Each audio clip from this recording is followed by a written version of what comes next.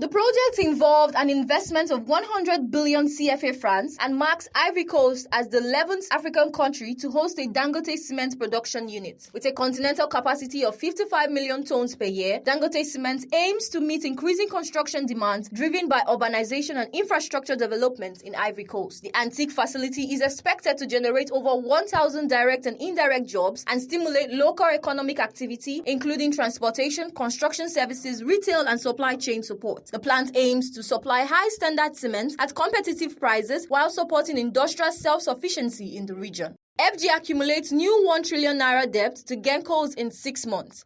The federal government of Nigeria accrued a debt of 1.5 trillion naira to electricity generation companies in the first half of 2025. The figure represents unpaid power subsidy obligations, with 536.40 billion naira incurred in the first quarter and 514.35 billion naira in the second quarter. The Nigerian Electricity Regulatory Commission attributed the debt to the continued absence of cost-reflective tariffs, necessitating government subsidies to cover the gap between generation cost and consumer charges. Under the discourse remittance obligation regime implemented in January 2024, the government assumes payment responsibility for these gaps to prevent financial pressure on the distribution companies. During the second quarter, Gencos issued invoices totaling 863.2 billion naira, while the adjusted invoice under the DRO to discourse stood at 348.66 billion naira. Discourse remitted 333.90 billion naira, achieving a 95.77% remittance rate. In response to accumulated legacy debt, the federal government approved a 4 trillion naira bond to settling outstanding obligations through Gencos' report limited involvement in the disbursement planning process.